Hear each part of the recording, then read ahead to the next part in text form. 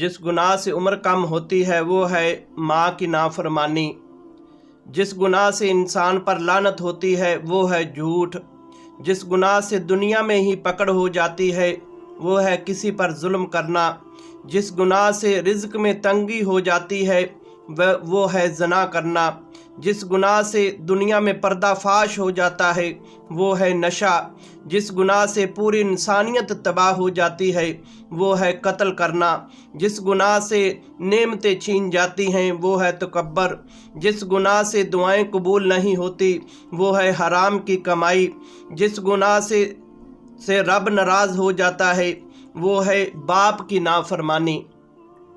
یہ ہیں 10 مختلف حدیث مبارکہ جس میں اللہ کے پاک محبوب علیہ السلام نے بیان فرمایا کہ یہ گناہ ہے اور ان کی یہ سزا ہے۔